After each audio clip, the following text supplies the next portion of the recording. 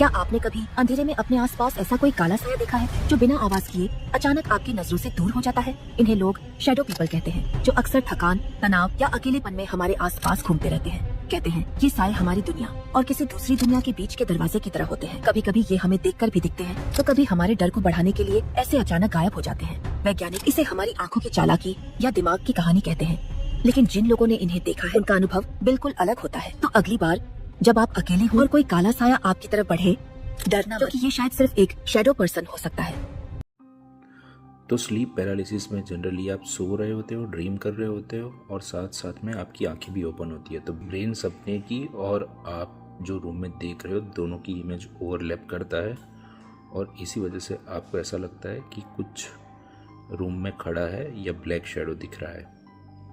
अब ये ब्लैक ही क्यों दिखता है? क्योंकि अंधेरे में हमारे आंखों के जो रॉड सेल्स होते हैं वो ज़्यादा एक्टिव होते हैं, इसी वजह से हमें ब्लैक शेडोज दिखते हैं। और इंसान जैसी फिगर क्यों दिखती है? तो ज़्यादातर हम पूरे दिन इंसान ही देखते रहते हैं, नए नए चेहरे देखते रहते हैं, तो हमारी आंखें बनी ही हैं नए इंसान देखने के लिए, नए लोगों से मिलने के लिए।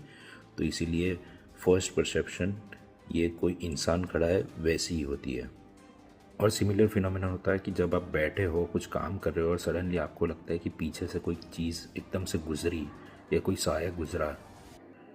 ये होता है हमारे आंखों का जो जेली जैसा पानी होता है, विट्रस, वो सूखना स्टार्ट कर रहता है, तो फ्लोटर्स दिखते हैं। और अगर ये चीज़ आपको बार बार दिख रही है तो हो सकता है आपको रेटिना की प्रॉब्लम हो। तो ये साइड विजन में बार बार शेडो दिखना कोई भूत दिखना नहीं है, बल्कि सीरियस रेटिना की प्रॉब्लम हो सकती है। तो अगर ऐसा दिखे तो रेटिना के डॉक्टर के पास ज़रूर जाइए। ऐसा और एक सिमिलर फिनोमिना होता है जब हम बादल को देखते हैं और उसमें हमें कोई चेहरा दिखता है जिसको पैरेडोलिया बोलते हैं।